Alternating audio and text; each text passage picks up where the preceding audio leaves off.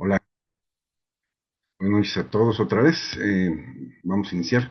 Si se fijan, el tema es el lugar que Dios nos prometió. Bueno, vamos a ver unos pasajes bíblicos que están llenos de simbolismo. Ok, y vamos a ver cuando Dios saca al pueblo de Egipto y lo quiere introducir a la tierra prometida. ¿Sí? Ok. Entonces, ¿qué representa la tierra prometida? La tierra prometida representa ese lugar que Dios nos prometió para nosotros, un lugar para nosotros donde pudiéramos vivir. Por ejemplo, la tierra prometida había que conquistarla. Y entonces, por ejemplo, yo les decía el domingo que eh, Dios dice que les daría la tierra en posesión. Eh, ¿Qué tiene que ver eso con nosotros ahorita? Tierra en posesión. Y siempre un pedazo de tierra en posesión significa no solo que eres dueño de un pedazo de tierra, sino que tienes un pedazo de tierra donde tú gobiernas, tú decides. Eh, bueno, dice la palabra de Dios que Dios creó al hombre para que gobernara la tierra, ¿sí? Hizo muy mal trabajo y le cedió el gobierno al enemigo. La Biblia dice que Jesús vino a recuperar lo que se perdió. Entonces, por eso es importante ganar terreno aquí en la tierra, porque eso significa gobierno y que los hijos de Dios o gente que sea temerosa de Dios esté en lugares de gobierno, nos conviene. Eh, por ejemplo, estaba platicando con la gente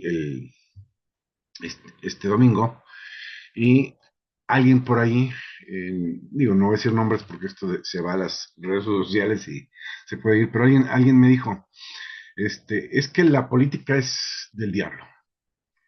Y dije, bueno, pues si es del diablo, vamos a quitársela, porque no es posible que los hijos del diablo nos sigan gobernando. Yo quiero ver en puestos de gobierno a gente temerosa de Dios, no solo a cristianos, porque hay cristianos que no son temerosos de Dios, a gente temerosa de Dios, que realmente siente una carga eh, por las cosas de Dios y por el pueblo. Alguien que le preocupe realmente la gente como a Dios le preocupa a la gente. Entonces, yo sí quisiera tener en los puestos de gobierno a alguien que sea temeroso de Dios. Eh, Hay algo, digo, no sé si lo platicé alguna vez, que se llama cosmovisión o la cosmovisión bíblica. ¿Qué es esto de la cosmovisión bíblica? La cosmovisión bíblica es la forma en que Dios o la Biblia habla de las esferas en las que en la tierra hay injerencia: gobierno, educación, arte, cultura, etcétera, etcétera. Y entonces, a veces, eh, la gente que somos cristianos, que creemos en Cristo, eh, me ha tocado oír a mucha gente que saca fuera de contexto un texto que Jesús habló cuando le preguntan que si había que darle, eh, ¿cómo se llama?, al César, si había que dar impuestos. Y entonces Jesús dijo, enséñame una moneda, ¿quién es el que está en la moneda? Y dijeron, el César, pues denle al César lo que es de César y Dios lo que es de Dios. Entonces mucha gente lo malinterpreta como diciendo, pues no nos toca la parte de gobierno, pues Dios puso al hombre para gobernar la tierra. Entonces, y eso lo deberíamos de estar haciendo nosotros. Deberíamos de educar a nuestros hijos, digo, porque algunos de nosotros pues, ya estamos como muy grandes como para estar metidos de lleno en esos ramos, pero sí deberíamos educar a nuestros hijos para que permee la cultura cristiana en la política, en la educación, en el arte, etcétera, etcétera. Son siete esferas, ¿no? Eh, y esto es bien interesante, ¿no? Porque piénsalo de esta manera. Si tuviéramos gente temerosa de Dios en la Secretaría de Educación Pública, en los puestos altos, en donde se promueven y se decide las doctrinas, el adoctrinamiento o la educación que se les va a dar a nuestros hijos, muchas porquerías que se están pasando o que están enseñando en las escuelas no las estarían enseñando. Y eso está pasando porque nosotros no estamos haciendo nuestro trabajo. Debería eh, la iglesia permear en todos, en todas las esferas de la sociedad, ¿sí? Y tener dominio sobre todo. Y entonces el único que ha hecho ese trabajo ha sido el diablo y sus hijos, los hijos del diablo. Acuérdense que Jesús habló de los hijos del diablo. Los hijos del diablo son aquellos que no creen en Jesucristo. Ok, aquí hay cosas bien interesantes. Número uno, ¿por qué entraron a Egipto? ¿Se acuerdan que este, José, Dios lo mandó por delante, pasó las de Caín, como se dice vulgarmente, y al final interpreta el sueño del faraón, que iba a ser 7 años de abundancia y 7 años de escasez, y José le dice a faraón, yo te recomiendo que apartes el 25% en los años de abundancia para que podamos pasar los años de escasez. Y total, el faraón vio que había algo bueno en José, inteligencia, etcétera, etcétera, y lo puso a gobernar. Llegaron los hermanos, ya conocen la historia, ¿no? Ahí les hace algunos trequiñuelas a los hermanos, los hace sufrir un poco, pero al final trae al papá, a Jacob, a Israel y a todos sus hermanos y toda su familia a Egipto. Entran a Egipto porque había escasez en el mundo. Ahora, esto es bien interesante.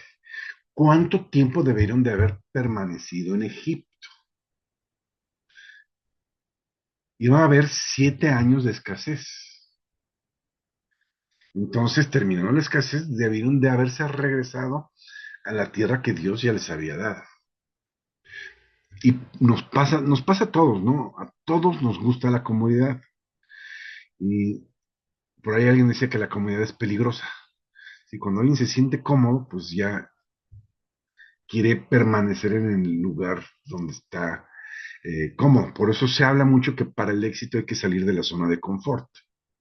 Entonces ellos debieron de haber salido, pero no salieron hasta que, bueno, los pusieron como esclavos, clamaron a Dios y Dios los sacó. Ahora, cuando Dios los saca, les voy a empezar a dar unas citas, a lo mejor hay muchas citas, no las voy a leer todas por falta de tiempo, entonces les voy a dar las citas, pero sería bueno que cada uno en casita pues se pusiera a leer estas citas para que sepa el contexto y para que sepa lo que estamos hablando. Entonces, bueno, Dios saca al pueblo de Egipto con poder y manda las plagas, son 10 plagas para convencer a Faraón de que deje salir a, al pueblo de Egipto. En la última plaga lo dejó salir, ¿sí? Cuando mueren los primogénitos. Entonces, cuando salen de Egipto, llegan al Mar Rojo. Dios abre el Mar Rojo para que puedan pasar y librarse de los egipcios. Bueno, el cruce del Mar Rojo es un simbolismo. Es que salimos de Egipto. ¿Se acuerdan que la Biblia dice que Jesús fue crucificado en Egipto? Digo, fue en Roma, pero en Apocalipsis dice en Egipto. ¿Por qué dice en Egipto? Porque Egipto representa el mundo.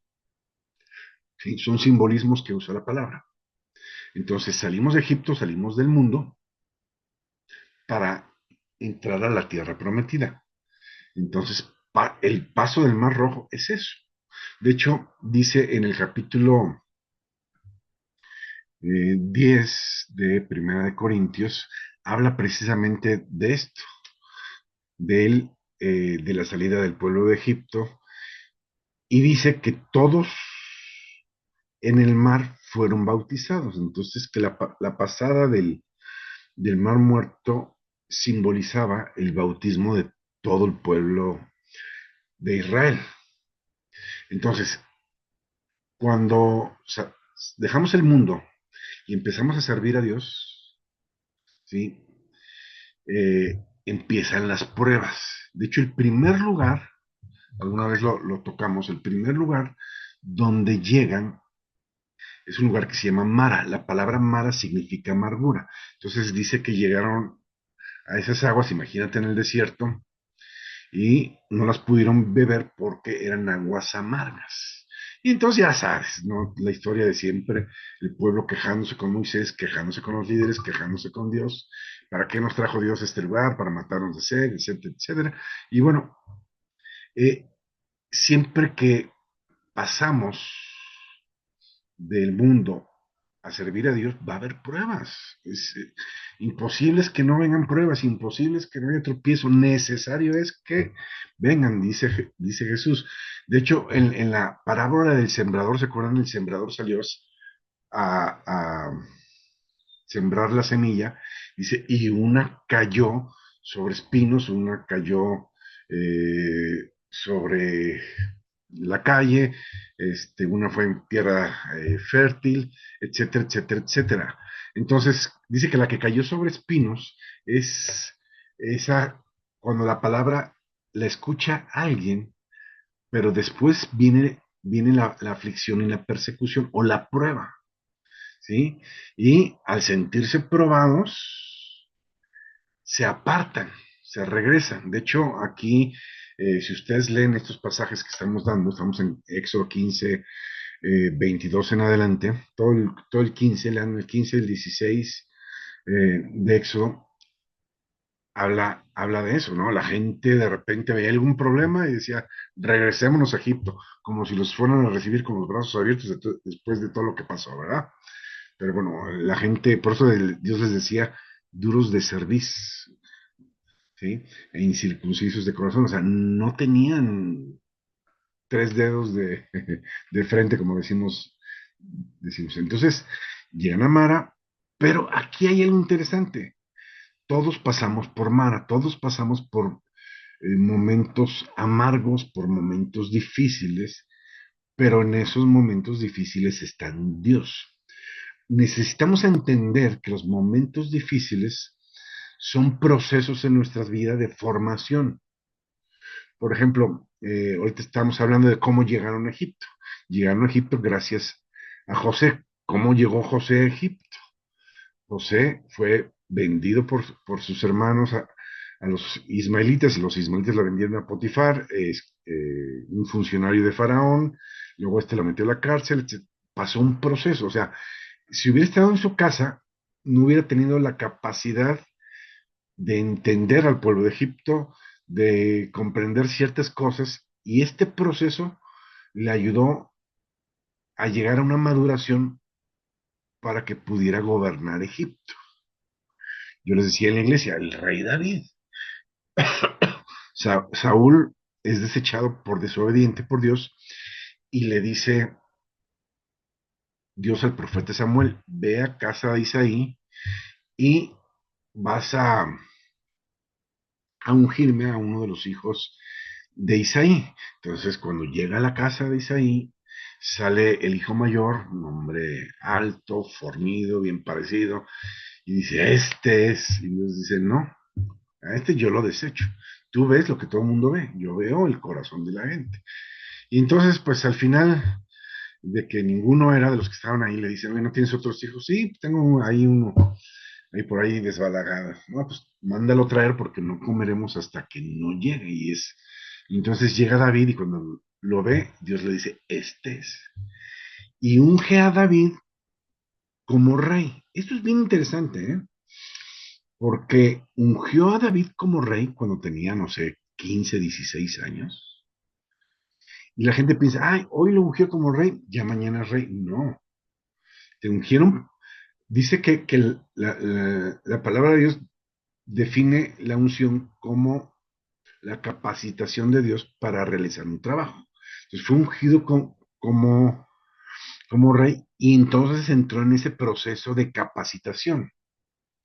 Sí, entró al palacio, pero entró en el palacio como criado, era el escudero del rey, ¿sí? Después se casó con la hija y el suegro lo odiaba y lo quería matar en cada situación que podía. Y David lo tienes ahí, y si ustedes leen los libros de 1 de Samuel y 2 de Samuel, ven cómo David huye y huye y huye de Samuel constantemente, se esconde en cuevas, etcétera, hasta que Saúl es muerto en batalla. ¿Sí? Y entonces, creo que 3 años después, ya lo eligen como rey a David, pero no es inmediato, pasaron años, porque hay que pasar por un proceso.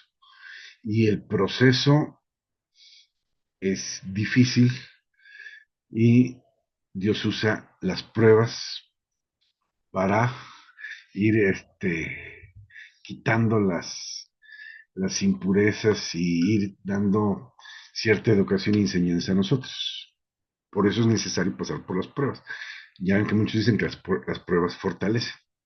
Pues es esto. Salimos más fortalecidos y más sabios de cada prueba. Para eso son, sino porque a Dios le guste molestarnos. ¿Sí?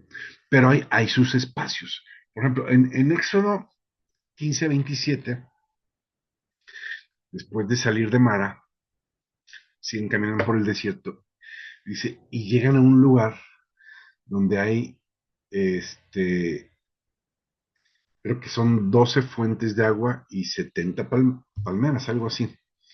Entonces, imagínate, en el desierto encontrar agua dulce, y es como un descanso en el camino.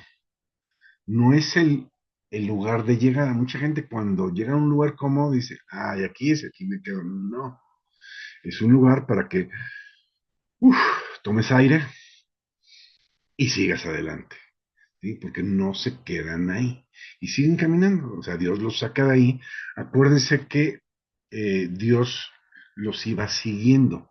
De día Dios se mostraba en forma de nube, los protegía del calor del desierto y la nube iba moviéndose y ellos se tenían que mover con la nube. Si la nube se movía, ellos se movían, si la nube se detenía, ellos se detenían. ¿Sí? Era la señal. ¿Sí? Ellos tenían que seguir a la nube representa a Dios, la nube era Dios mismo protegiendo y cuidando. Nosotros tenemos que seguir a la nube. Dice la Biblia que andamos por fe y no por vista, por lo que Dios dice y no por lo que veo. ¿Sí? De eso se trata. Y en las noches, el desierto es muy frío, y entonces la columna de fuego que alumbraba y calentaba al campamento de Israel. Pero sigue habiendo pruebas. Entonces, en en Éxodo, en el capítulo 16, en el verso 13, de repente dicen la gente, tenemos hambre, queremos comer y no hay comida. Y entonces se quejan con Moisés, se quejan otra vez con los líderes. Dios le dice, bueno, prepárense porque va a llegar el maná. Ahora, tú dices, bueno, ¿no Dios los había sacado con sus animales? Salieron con sus gallinas, con sus cabras, con sus vacas, pues sí, llevaban alimento. No querían agarrar de ahí, como que dijeron, si Dios nos saca, pues que Dios siga proveyendo. Y Dios provee, Dios provee. Entonces, eh, cae el maná. ¿Se acuerdan? Entonces Dios les dice, va a caer el maná, va a caer diario, de lunes a viernes. El viernes toman doble porque el sábado no va a caer. Nada más cojan del día. De lunes a jueves tienen que tomar solo lo que se van a comer, no demás, se les va a echar a perder. Y los que no obedecieron se les engusanó ese maná, excepto el viernes no se engusanaba porque estaba preparado para el día sábado. Entonces, la Biblia dice que el maná era el pan del cielo. Y Jesús dijo, yo soy el pan del cielo. ¿Se acuerdan que Jesús dijo, el que come mi carne y bebe mi sangre tiene verdaderamente vida en él? Entonces, el maná representa la palabra. ¿Sí? La carne de Jesús es la palabra, Jesús es la palabra. De lo que nos debemos de alimentar es de la palabra. No solo de pan vivirá el hombre, sino de toda palabra que sale de la boca de Dios. Ok, entonces, seguimos adelante. En Números Les estoy dando la cita para que las lean ustedes en casa. En Números 13, Dios le dice a Moisés, sepárame a un príncipe por tribu, a una persona por tribu, eran 12 tribus, iban a ser 12 espías para que fueran a la tierra. ¿A qué Dios los mandó a la tierra? Para que ellos pudieran comprobar que lo que Dios hablaba era verdad.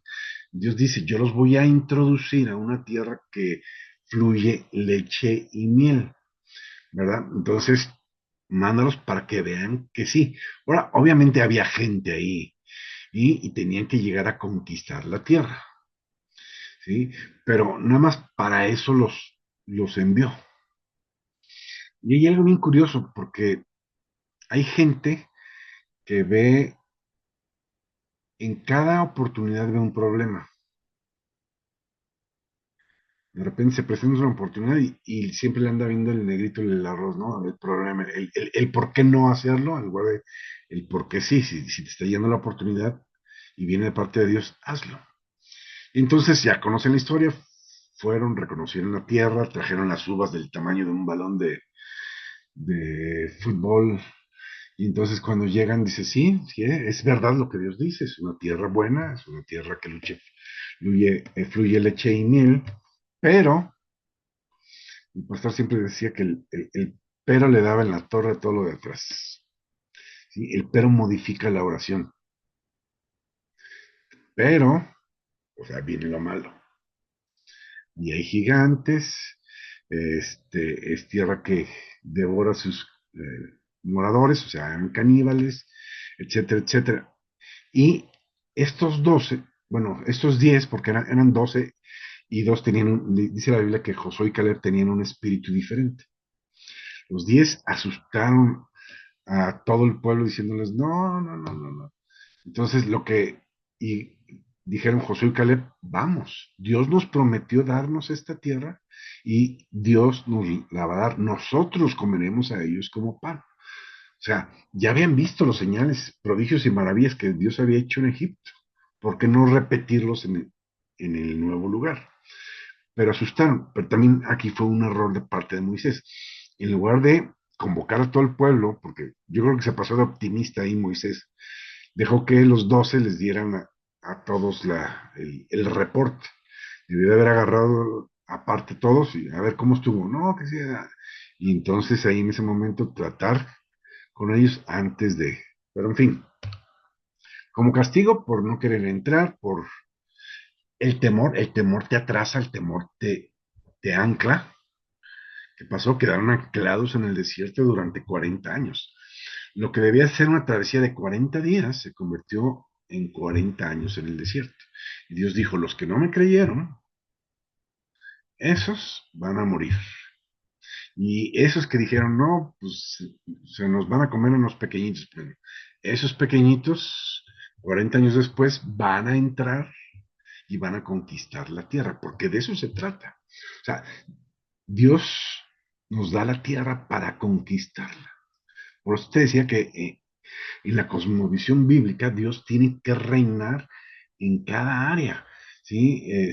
En el arte, en la cultura, en la educación, en la política, en todos lados tiene que reinar para que el mundo funcione, ¿sí? Y ese es el trabajo de nosotros. O sea, Jesús vino a arrebatar las llaves del reino del diablo y nos dijo, aquí les doy poder y autoridad sobre toda fuerza del enemigo y nada les pasará, nada los dañará. Entonces vayan, ¿sí? Extiendan el reino. Al Padre les ha placido darlos el reino, dice también Jesús por ahí lo dijo en otro lado. Entonces tenemos que entrar a gobernar, tenemos que entrar a conquistar la tierra que Dios nos da. Entonces, de repente sí nos vamos a ver en esa encrucijada. O le creemos a Dios o seguimos por el camino de nuestros temores. Si sigues por el camino del temor, te va a llevar la tristeza. Si sigues el camino que Dios señaló para ti, vas a ver victoria. Él nos va a llevar de victoria en victoria y de triunfo en triunfo. Yo le decía a una persona de la congre, ¿no? No, tenía que tomar unas decisiones Y yo le dije, se me hace que la decisión que estás tomando no es la correcta. No, es que voy a tomar eso. No, dice. Y al final le dije, ¿sabes qué? Es que la decisión no la estás tomando tú, la está tomando el miedo. Y el miedo toma malas decisiones. No dejes que el temor tome las decisiones por ti. Toma la decisión correcta, aunque te dé miedo y aunque en el momento, pues no parezca que te va a sacar de la bronca. Pero si es lo correcto y Dios te va a respaldar. Dios prometió estar con nosotros todos los días hasta el final. Dios no falla. Dios está ahí. ¿Sí? Ok. Entonces, pasamos esa encrucijada. En números 14, que es donde Dios se enoja y le dice al pueblo, ¿hasta cuándo no me creerán con todos los milagros y prodigios y maravillas que he hecho? ¿Hasta cuándo no creerá, ¿no? Entonces, tenemos que hacer lo que Dios nos mandó a hacer, ¿sí? Pero pasa algo parecido cuando salieron de Egipto y entraron al desierto. Pasó lo mismo 40 años después, ya con Josué. Moisés muere y el líder que queda es Josué. Cuando Josué entra a la tierra prometida, entonces el, eh, el río se abre, el Jordán. El Jordán se abre para que pasen en seco.